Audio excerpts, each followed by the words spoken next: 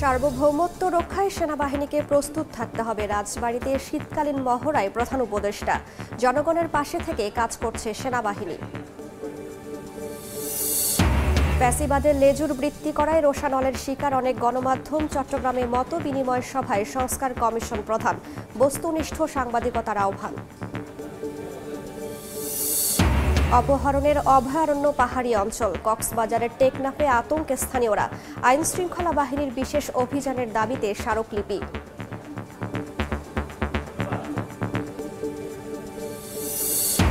কাজের গতি বাড়িয়েছে সিলেট গ্যাস ফিল্ড কোম্পানি। পুনঃখননের কাজ চলছে ৩টি। সঞ্চারণ লাইনে আরও ৩ কোটি ঘনফুট সরবরাহের আশা। এবং যমুনার বুকে উত্তরের স্বপ্নের সেতুতে পরীক্ষামূলকভাবে পূর্ণ গতিতে চলল ট্রেন। আগামী মাসে বাণিজ্যিক যাত্রা শুরুর আশা প্রকল্প সংশ্লিষ্টদের।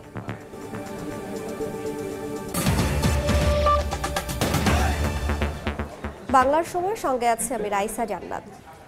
দেশের সার্বভৌমত্ব রক্ষায় সেনাবাহিনীকে প্রস্তুত থাকার আহ্বান জানিয়েছেন প্রধান উপদেষ্টা ডক্টর মোহাম্মদ ইউনূস। রাজবাড়ীতে সেনাবাহিনীর শীতকালীন মহড়া পরিদর্শন করে একথা বলেন তিনি। বলেন, বাংলাদেশের সম্মান ও গৌরব অটুট রাখতে জনগণের পাশে থেকে কাজ করছে সেনাবাহিনী। প্রশিক্ষণে সর্বোত্তম কল্যাণ এই মন্ত্রে উদ্বুদ্ধ হয়ে আধুনিক ও যুগোপযোগী প্রশিক্ষণের মাধ্যমে আভিযানিক দক্ষতা অর্জন করে দেশের সার্বভৌমত্ব রক্ষায় বাংলাদেশ সেনাবাহিনীর সদস্যগণ সর্বদা প্রস্তুত থাকবে। সেই লক্ষ্যে সেনা সদস্যদের প্রশিক্ষণ হতে হবে বাস্তবসম্মত। আমি নিশ্চিত বাংলাদেশ সেনাবাহিনীর প্রশিক্ষণের এই লক্ষ্যকে সামনে রেখেই এগিয়ে চলেছে। এ সময় তিনি দেশের সম্মান ও গৌরব সমুন্নত রাখতে সেনাবাহিনীর ভূমিকা স্মরণ করে বলেন, মানুষের পাশে দাঁড়িয়ে কাজ করে যাচ্ছে বাংলাদেশ সেনাবাহিনী। বরাবরের মতোই বাংলাদেশের সশস্ত্র বাহিনী দেশের সম্মান ও গৌরব অটুট রাখতে জনগণের পাশে থেকে কাজ করে যাচ্ছে এবং যুগোপযোগী প্রশিক্ষণের মাধ্যমে সর্বদা নিজেদেরকে প্রস্তুত রাখবে। এই মহড়া দেখে আমিও সেনাবাহিনী, বিমান বাহিনীর সক্ষমতা সম্পর্কে আরও আত্মবিশ্বাসী হয়েছি। ভবিষ্যতে সশস্ত্র বাহিনীর এই সক্ষমতা আরও আধুনিকায়নের জন্য আমরা কাজ করে যাব। গত 15 বছরে ফ্যাসিবাদের লেজুর বৃত্তি ও বস্তুনিষ্ঠ সংবাদ পরিবেশন না করায় রোষানলের শিকার হয়েছে গণমাধ্যম ও সাংবাদিকরা।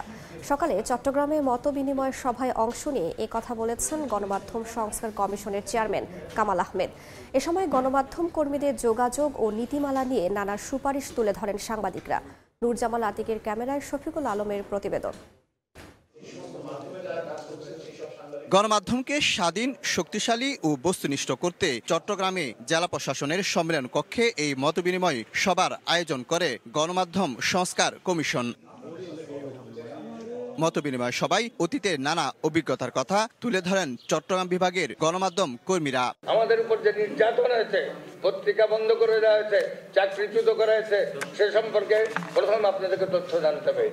আওয়ামী লীগের আমলে ডিজিটাল সিকিউরিটি অ্যাক্ট অথবা সাইবার সিকিউরিটি অ্যাক্ট নিয়ে যে সমস্ত সাংবাদিকদের যে সমস্ত অত্যাচার এবং নির্যাতন এবং হয়রানির শিকার হয়েছে, এগুলোর ব্যাপারে সংস্কার কমিশন একটা স্পষ্ট গাইডলাইন থাকবে, সুপারিশ থাকবে, এটা আমি আশা করছি। পত্রিকাকে এই টিভি চ্যানেলকে ডাল হিসেবে ব্যবহার করে বন্দরে কাস্টমসে ব্যবহার করে তারা আবার তার টাকা ইনকাম করেন। এ সময় কমিশন চেয়ারম্যান বলেন, ফ্যাসিবাদের লেজুর বৃত্তি করেছে গণমাধ্যমগুলো। দলীয় প্রভাবের কারণেই বিশ্বাসযোগ্যতা হারিয়েছেন সাংবাদিকরা। গণমাধ্যমের যে ভূমিকা ছিল, সেই ভূমিকার একটা সম্পাদকীয় মূল্যায়ন হওয়া উচিত। গত 15 বছরে অনেক সংবাদ মাধ্যম প্রাতিষ্ঠানিকভাবে ফ্যাসিবাদের লেজুর বৃত্তি করেছে, সেই প্রতিষ্ঠানগুলো তো বন্ধ করা হয় নাই। গণমাধ্যম কর্মীদের সমস্যাগুলো চিহ্নিত করে লিখিত সুপারিশ আকারে পাঠানোর অনুরোধ জানিয়েছে সংস্কার কমিশন। শফিকুল আলম, সময় সংবাদ, চট্টগ্রাম। কক্সবাজারের টেকনাফের পাহাড়ি অঞ্চল এখন অপহরণের অভয়ারণ্য। গত এক সপ্তাহে অপহরণের শিকার হয়েছেন 30 জন, যার মধ্যে মুক্তিপণ আর আইন শৃঙ্খলা বাহিনীর অভিযানে উদ্ধার হয়েছেন 28 জন। কিন্তু এখনও হদিস নেই দুজনের। একের পর এক অপহরণ ও মুক্তিপণ আদায়ের ঘটনায় আতঙ্ক এবং ক্ষোভ বাড়ছে স্থানীয়দের। অপহরণ বন্ধে সেনাবাহিনীর নেতৃত্বে বিশেষ অভিযানের দাবিতে অবস্থান কর্মসূচি শেষে প্রধান উপদেষ্টা ও স্বরাষ্ট্র উপদেষ্টা বরাবর স্মারকলিপি প্রদান করা হয়। মোহাম্মদ ফরাজের ক্যামেরায় বিস্তারিত জানাচ্ছেন সুজা উদ্দিন রুবেল। কক্সবাজারের টেকনাফের পাহাড়ি এলাকা নীলা, হোয়াইকং ও বাহারছড়া ইউনিয়ন এখন অপহরণকারীদের অভয়ারণ্য।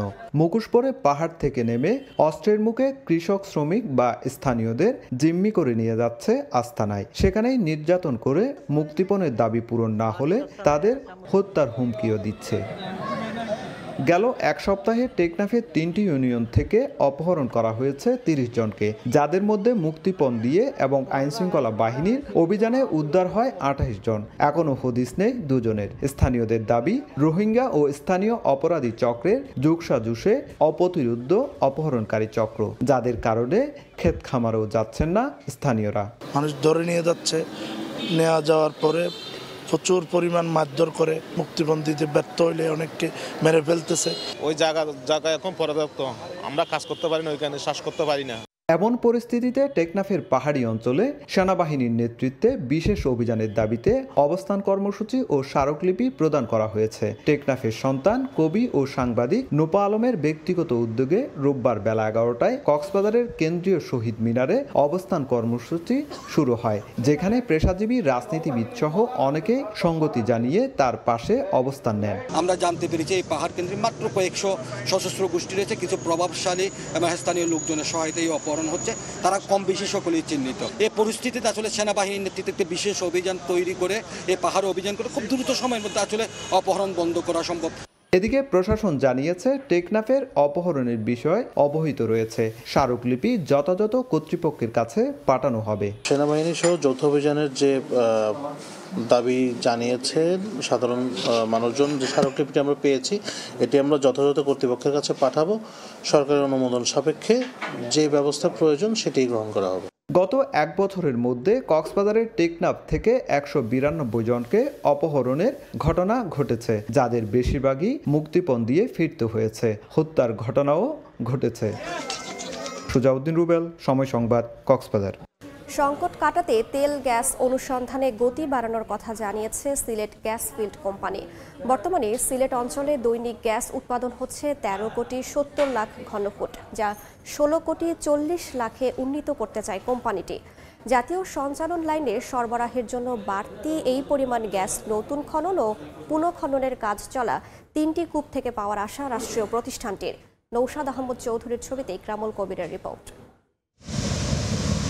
পরিত্যক্ত ঘোষণার 30 বছর পর পুনঃখনন করে সিলেট 7 নম্বর গ্যাস কূপ থেকে দৈনিক 80 লাখ ঘনফুট গ্যাস জাতীয় সঞ্চালন লাইনে সরবরাহ করা হয় গত 4 নভেম্বর। এর আগে 2023 সালের নভেম্বরে সিলেট গ্যাস ক্ষেত্রের 10 নম্বর কূপে নতুন করে গ্যাস ও তেলের সন্ধান পাওয়া যায়। দেশে বর্তমানে গ্যাসের সংকট চলছে। চলমান সংকট কাটাতে তেল গ্যাস অনুসন্ধানে গতি বাড়িয়েছে সিলেট গ্যাস ফিল্ড কোম্পানি। চলতি বছরের মধ্যে দৈনিক উৎপাদিত 13 কোটি 70 লাখ ঘনফুট গ্যাসকে 16 কোটি 40 লাখ ঘনফুটে উন্নীতকরণের কাজ চালিয়ে যাচ্ছে বলে জানিয়েছে প্রতিষ্ঠানটি। এই গ্যাস কূপ থেকে দৈনিক 2.5 কোটি ঘনফুট গ্যাস আগামী এপ্রিল মাস থেকে জাতীয় সঞ্চালন লাইনে সরবরাহ হতে যাচ্ছে। এর মাধ্যমে দেশের ক্রমবর্ধমান গ্যাসের চাহিদায় কিছুটা যোগান দিতে যাচ্ছে সিলেট 10 নম্বর গ্যাস কূপ। নতুন খনন ও পুনঃখননের কাজ চলা 3টি কূপ থেকে 3 কোটি ঘনফুট গ্যাস জাতীয় সঞ্চালন লাইনে সরবরাহের আশা প্রতিষ্ঠানটির। জাস্ট ডিমার্কেশন হয়ে গেলে আমরা আমাদেরকে বুঝিয়ে দিবে এবং বুঝিয়ে দেওয়ার পরে আমরা এই 3 কিলোমিটার পাবো। তাহলে 3 কিলোমিটার হয়ে যায়, তা আমরা সেই হিসেবে আমাদের যে টার্গেটেড যে এপ্রিলের মধ্যে আমরা 20 থেকে 25 মিলিয়ন গ্যাস জাতীয় গ্রিডে দিতে পারবো। সিলেট গ্যাস ফিল্ড কর্তৃপক্ষ বলছে চলতি অর্থ বছরে একটি তেলকূপ সহ আরও 10টি কূপ খনন ও পুনঃখননের পরিকল্পনা গ্রহণ করেছে রাষ্ট্রীয় মালিকানাধীন এই কোম্পানি, যা থেকে আরও 12 কোটি ঘনফুট গ্যাস উৎপাদন করা সম্ভব। আর একটা কূপ আছে যেটা আমরা হয়তো 15 মিলিয়ন চলে আসবে, সেটা 15-30 আমরা হয়তো বা দিতে পারবো, এটা আমরা আশা রাখছি। এখানে পাইপলাইন সব করা আছে, কোনো সমস্যা হবে না। তার মানে আমরা 30 মিলিয়ন ফ্লো অ্যাড করতে পারবো। বর্তমানে সিলেট গ্যাস ফিল্ডের 16টি কূপ থেকে দৈনিক উৎপাদন হচ্ছে 13 কোটি 70 লাখ ঘনফুট গ্যাস। পেট্রো বাংলার তথ্য মতে বর্তমানে দেশের দৈনিক গ্যাসের চাহিদা 380 কোটি ঘনফুট, বিপরীতে সরবরাহ আছে 250 কোটি ঘনফুট। ইকরামুল কবির, সময় সংবাদ, সিলেট। ডানা মেলল আরও একটি স্বপ্ন। যমুনার অথই জলের বুক চিরে ঘন্টায় 120 কিলোমিটার গতিতে ছুটে চলছে ট্রেন। আনুষ্ঠানিকভাবে যাত্রা শুরুর আগে চূড়ান্তভাবে নানা পরীক্ষা নিরীক্ষা করে দেখছেন প্রকৌশলীরা। সর্বোচ্চ গতিতে ট্রেন চালাতে পেরে খুশি তারা। আগামী মাসেই যমুনার রেল সেতু দিয়ে বাণিজ্যিক ট্রেন চালুর আশা কর্তৃপক্ষের। দীর্ঘ প্রতীক্ষার অবসান। স্বপ্নের রেল সেতুতে ট্রেন ছুটে চলছে সর্বোচ্চ 120 কিলোমিটার গতিতে। যমুনার বুক চিরে ধীরে ধীরে ডানা মেলছে স্বপ্ন। আধুনিক প্রযুক্তিতে মাথা উঁচু করে দাঁড়িয়ে দেশের দীর্ঘতম যমুনা রেলওয়ে সেতু। দেশি বিদেশি প্রকৌশলীদের তত্ত্বাবধানে অবকাঠামোগত নির্মাণ কাজ শেষ। চলছে চূড়ান্তভাবে পরীক্ষামূলক ট্রেন চলাচল। প্রথমে ঘন্টায় 60 কিলোমিটার ও পরে ধাপে ধাপে 80, 90, 100, 110 ও সবশেষ সর্বোচ্চ 120 কিলোমিটার গতিতে পাশাপাশি দুটি ট্রেন চালানো হয়। সর্বোচ্চ গতিতে ট্রেন চালাতে পেরে খুশি প্রকল্প সংশ্লিষ্টরা। ভালোই লাগছে, এখন শেষ পর্যায়ে চলে আসছে একটা বৃহৎ প্রকল্প। অনেক ভালো লাগছে যে আমাদের সবার একটা অক্লান্ত পরিশ্রমের ফলে আমরা আজকের এই দিনটা পাইছি। কোয়ালিটির ব্যাপারে কোনো ছাড় দেওয়া হয়নি। সবকিছু ঠিকঠাক থাকলে ফেব্রুয়ারির মাঝামাঝিতে বাণিজ্যিকভাবে ট্রেন চালুর আশা প্রকল্প পরিচালকের। ইনিশিয়ালি আমরা কিছুদিন ট্রায়াল বেসিসে সিঙ্গেল লাইনে এই ব্রিজে ট্রেন অপারেশন করব এবং একটা নির্দিষ্ট সময় পর মোস্ট প্রবাবলি ফেব্রুয়ারির মাঝামাঝি বা তার কোনো পরবর্তী যে কোনো সময়ে সরকার যখন সময় দেবে সেইভাবে আমরা 2 লাইন দিয়ে ট্রেন উদ্বোধন করব।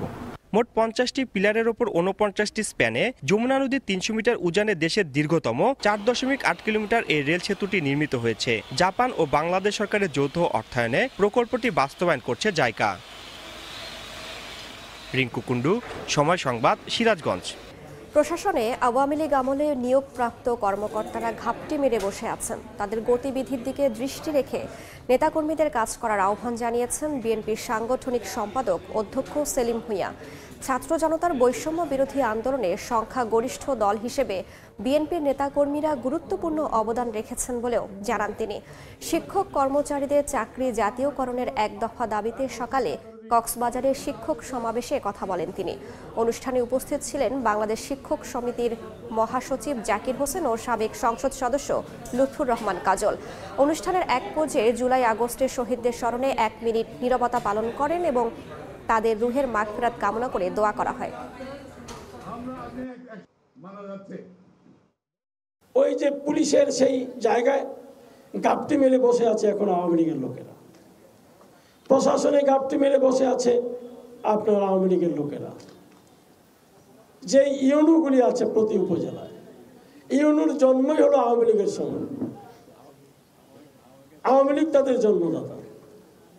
এখন আপনি বলতে পারেন যে জন্মদাতাটা কি হলো? জন্মদাতা বলতে এই বুঝাচ্ছি যে মায়ের পেটের জন্ম না, ইউনু হিসাবে তার জন্ম হয়েছে আওয়ামী লীগের পিরিয়ডে। সুতরাং সে তো আওয়ামী লীগের কথাই বলবে। পোষ্য কোটা বাতিল ও ভর্তি পরীক্ষার ফি কমানো সহ 9 দফা দাবিতে বিক্ষোভ করেছেন চট্টগ্রাম বিশ্ববিদ্যালয়ের শিক্ষার্থীরা। দাবি পূরণ না হলে কঠোর কর্মসূচি দেওয়ার হুঁশিয়ারি তাদের। বিশ্ববিদ্যালয় প্রশাসন বলছে দ্বিপাক্ষিক আলোচনার মাধ্যমে বিষয়গুলো সমাধানের চেষ্টা চলছে।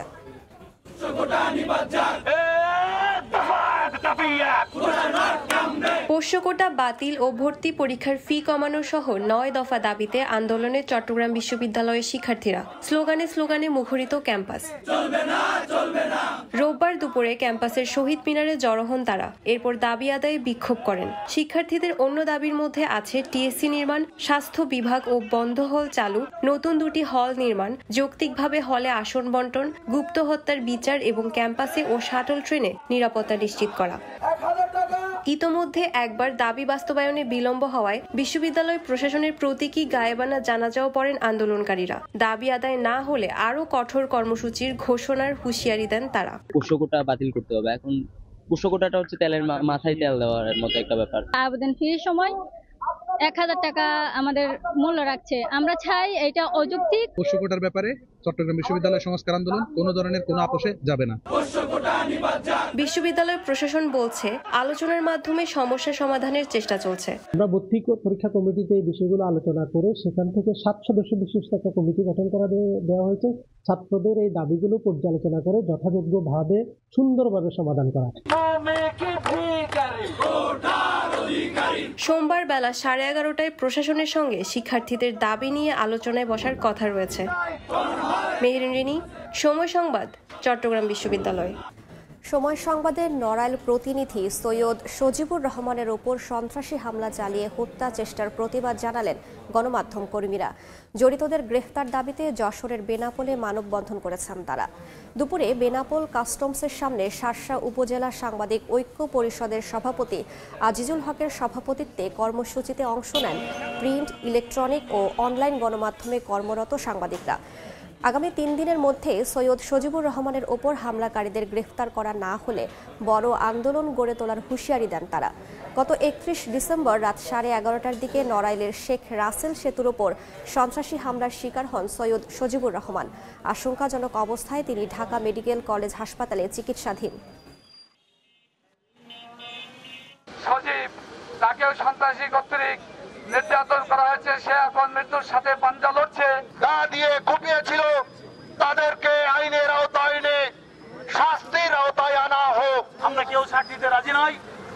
আমাদের দাবি দ্রুত ওইসব সন্ত্রাসীদের গ্রেফতার করুন। 3 দিনের মধ্যে তাদেরকে যদি গ্রেফতার করানো হয় তাহলে এই বেনাপোল সীমান্ত থেকেই যারা গণমাধ্যম কর্মী আছেন তারা এই সন্ত্রাসীদের আটকের দাবিতে আগামীতে বৃহত্তর কর্মসূচি ঘোষণা করবে। রংপুর বেতারের সাবেক আঞ্চলিক প্রধান প্রকৌশলী আবু সালের বিরুদ্ধে ওঠা অনিয়ম ও দুর্নীতির অভিযোগে তদন্ত শুরু করেছে দুর্নীতি দমন কমিশন। দুপুরে প্রতিষ্ঠানের আঞ্চলিক কার্যালয়ে অভিযান চালায় দুদক রংপুর কার্যালয়ের পরিচালক হোসেন শরীফ। অনুসন্ধানে আবু সালের মেয়াদকালে ভুয়া বিল, ভাউচার, গাড়ি ব্যবহার ও জেনারেটর ব্যবহারে জ্বালানি খরচে অনিয়ম সহ উঠে আসে নানা অনিয়ম, অসঙ্গতি। একই সঙ্গে আঞ্চলিক কার্যালয়ের ভবন মেরামতের নামে বরাদ্দ অর্থ লোপাটেরও প্রমাণ পায় সংস্থাটি। যাচাই বাছাই শেষে কমিশনের মাধ্যমে আইনগত ব্যবস্থা নেওয়ার কথা জানায় দুদক। 2019 সালের 17 ডিসেম্বর থেকে 2024 সালের 2 মে পর্যন্ত রংপুর বেতারে কর্মরত ছিলেন প্রকৌশলী আবু সালেহ। বর্তমানে তিনি রাঙামাটি বেতারে কর্মরত। মেরামত খাতে কিছু ছিল, কিছু যাতায়াতের ছিল, যেগুলি হয়তো প্রপার ডকুমেন্টস ছিল না। হয়তো কাজটা ঠিকই হয়েছে কিন্তু ডকুমেন্টগুলো ওইভাবে ছিল না। ওনারা এই অসঙ্গতিগুলো দেখেছেন। প্রাথমিকভাবে আমাদের কাছে মনে হচ্ছে যে বেশ কিছু অসঙ্গতি রয়েছে, বিশেষ করে মেরামত এবং বিল ভাউচারের ক্ষেত্রে বেশ কিছু অসঙ্গতি আমরা পেয়েছি মর্মে আমাদের কাছে প্রতি মনে হয়েছে। বেশ কয়েকজন কর্মচারী এবং কর্মকর্তার নাম রয়েছে, আমরা তাদেরও ইন্টারভিউ নিয়েছি, তাদের বক্তব্য নিয়েছি তারা কোনোভাবে সংশ্লিষ্ট কিনা। যেহেতু তিনি অফিস প্রধান ছিলেন, তার নির্দেশে অধিকাংশ কাজ হয়েছে মর্মে তারা বলেছেন। চুয়াডাঙ্গার দর্শনা স্টেশনে খুলনা থেকে ছেড়ে আসা সুন্দরবন এক্সপ্রেস এবং ঢাকা থেকে ছেড়ে আসা চিত্রা এক্সপ্রেস ট্রেনের যাত্রা বিরতির দাবিতে মানববন্ধন করা হয়েছে। দুপুরে স্টেশনে ট্রেন দুটি থামিয়ে এবং ব্যানার, ফেস্টুন নিয়ে প্ল্যাটফর্ম ও রেল লাইনে এ মানববন্ধন করা হয়। এতে নানা শ্রেণী পেশার মানুষ অংশ নেন। এ সময় বক্তারা দর্শনা ও জীবননগরের বাসিন্দাদের সুবিধার্থে দর্শনা স্টেশনে দুটি ট্রেনের যাত্রা বিরতি দেওয়ার দাবি জানান। পরে ঊর্ধ্বতন রেল কর্মকর্তারা দুটি ট্রেনের যাত্রা বিরতির আশ্বাস দিলে পরবর্তী গন্তব্যের উদ্দেশ্যে ছেড়ে যায় ট্রেন দুটি। কুয়াশা কম থাকলেও কনকনে হিমেল হাওয়ায় কাঁপছে পুরো দেশ। শীতের দাপটের সঙ্গে বাড়ছে শিশুদের নানা রোগে আক্রান্তের সংখ্যা। স্বাভাবিক সময়ের চেয়ে হাসপাতালগুলোতে প্রায় 3 গুণ বেড়েছে নিউমোনিয়া, হাঁপানি রোগীর সংখ্যা। রোববার সকালে পঞ্চগড়ের তেঁতুলিয়ায় সর্বনিম্ন তাপমাত্রা রেকর্ড হয়েছে 9.7 ডিগ্রি সেলসিয়াস। ভোর থেকে কুয়াশার ঘনত্ব কম থাকলেও ছিল কনকনে হিমেল হাওয়া। উত্তরাঞ্চল সহ বিভিন্ন জেলায় জনজীবনের স্থবিরতার মতো ব্যাহত হয় যান চলাচল।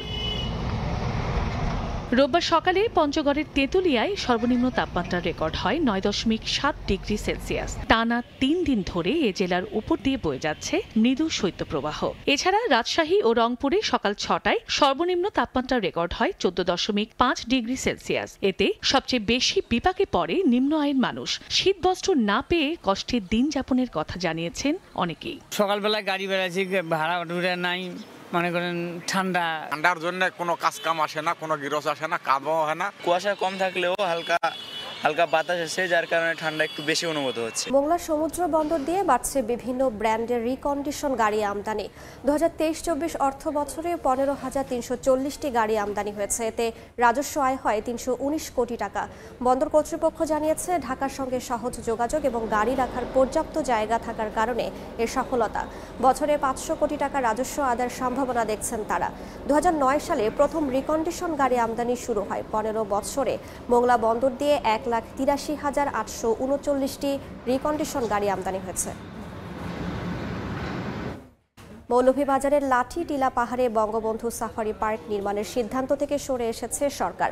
আওয়ামী লীগ সরকারের সময় নেওয়া এর সিদ্ধান্ত বাতিলে খুশি বাসিন্দারা। তারা জানান, পার্ক নির্মাণ হলে তাদের বাসস্থান ও জীবিকা হুমকির মধ্যে পড়ত। বন বিভাগ বলছে, সংরক্ষিত এই বনভূমি সংরক্ষণে স্থানীয়দের সম্পৃক্ত করা হচ্ছে। শাহ অলিদুর রহমানের পাঠানো তথ্য, মোহাম্মদ ইয়ারুব আহমদের ছবি নিয়ে রিপোর্ট। 2023 সালের নভেম্বরে মৌলভীবাজারের জুড়ি উপজেলার লাঠিটিলা সংরক্ষিত বনে বঙ্গবন্ধু শেখ মুজিব সাফারি পার্ক নির্মাণের অনুমোদন দেয় তৎকালীন সরকার। পরিকল্পনা অনুযায়ী 2028 সালের ডিসেম্বরে কাজ শেষ করার কথা ছিল। এরপরই তীব্র সমালোচনা ও প্রতিবাদের মুখে পড়ে এ সিদ্ধান্ত। আওয়ামী লীগ সরকারের পতনের পর গত 2024 সালের ডিসেম্বরে এই সিদ্ধান্ত বাতিল করে অন্তর্বর্তীকালীন সরকার। এতে খুশি স্থানীয়রা। তারা জানান, পার্ক নির্মাণ হলে তাদের বাসস্থান ও জীবিকা হুমকির মুখে পড়ত। কাটা পড়ত বিস্তীর্ণ এলাকার ফলের বাগান। এরারও ক্ষতি, গাছপালারও ক্ষতি, পশু পাখিরও ক্ষতি। সাফারি পার্ক না হইলে আমরা বালা, তার জীবন জীবিকা মোটামুটি এটার মাঝেই চলে। যদি সাফারি পার্ক হইতো তাহলে আমরা 350 ফ্যামিলি অসহায়ের মাঝে পড়ে গেলাম, আমরা বাচ্চা কাচ্চা নিয়ে। সরকারের এই সিদ্ধান্তকে স্বাগত জানিয়েছেন পরিবেশবাদীরা। পাশাপাশি জীববৈচিত্র্য রক্ষারও দাবি জানান তারা। সমগ্র পরিবেশবাদী যারা তীব্র প্রতিবাদ আমরা করেছিলাম, কিন্তু আমরা পারিনি সেটা রোধ করতে। বর্তমান সরকার এসে সেই একটা সঠিক সিদ্ধান্ত নিয়েছেন বলে আমি মনে করি। এটির যে সমৃদ্ধ বন, এখানে ভূদর্শ যে বিভিন্ন প্রাণী বৈচিত্র্য আছে, বনের যে যোগাযোগ ব্যবস্থা আছে, সেটি যদি আমরা অরক্ষিত রাখতে পারি তাহলে আমি মনে করি লাঠিটিলা আবার স্বরূপে ফিরে আসবে। এদিকে বন বিভাগ বলছে, সংরক্ষিত এ বনভূমিকে আরো উন্নত করতে স্থানীয়দের সম্পৃক্ত করে নতুন সিদ্ধান্ত নেওয়া হচ্ছে। একটা সাজেশন থাকবে যে স্থানীয় মানুষদের কে কন্ট্রিবিউট করা, যে কিভাবে তাদেরকে কন্ট্রিবিউট করে আরো আমাদের যে লাঠিটিলা যে প্রাকৃতিক বন আছে সেটাকে আরো উন্নত করা যায়। 1920 সালে লাঠিটিলাকে সংরক্ষিত বন ঘোষণা করা হয়। সময় সংবাদ, মৌলভীবাজার। দেশের বিভিন্ন জায়গায় বর্ণাঢ্য আয়োজনে আনসার ভিডিপি দিবস পালিত হয়েছে। দিবসটি উপলক্ষে সকালে গাজীপুরের শফিপুর আনসার একাডেমিতে বেলুন উড়িয়ে ভিডিপির প্রতিষ্ঠা বার্ষিকী ও সমাবেশের উদ্বোধন করেন আনসার ও ভিডিপির মহাপরিচালক মেজর জেনারেল আব্দুল মোতালেব সাজ্জাদ মাহমুদ। পরে র্যালি বের করা হয়। 49তম প্রতিষ্ঠা বার্ষিকী ও ভিডিপি দিবস উপলক্ষে জাতীয় সমাবেশের আনুষ্ঠানিক উদ্বোধন শেষে সাংবাদিকদের প্রশ্নের জবাবে মহাপরিচালক বলেন, রাজনৈতিক প্রভাবমুক্ত থেকে নিরপেক্ষভাবে নির্বাচন অনুষ্ঠানে দায়িত্ব পালনে আনসার বাহিনীকে প্রশিক্ষণ দেওয়া হচ্ছে। এদিকে ঝিনাইদহ, বাগেরহাট সহ বিভিন্ন জেলায় রক্তদান কর্মসূচি সহ বিভিন্ন আয়োজনে দিবসটি পালন করা হয়।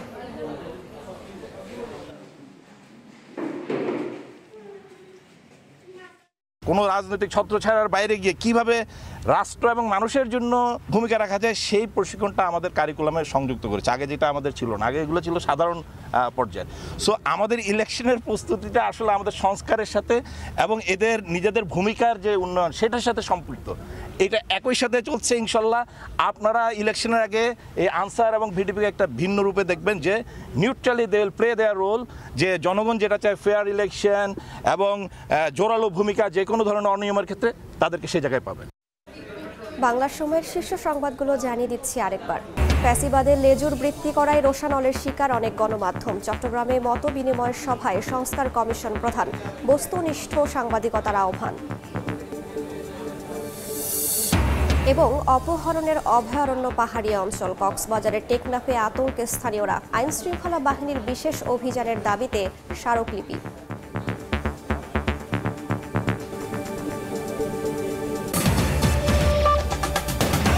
এ ছিল বাংলার সময়ের সঙ্গেই থাকুন সময়।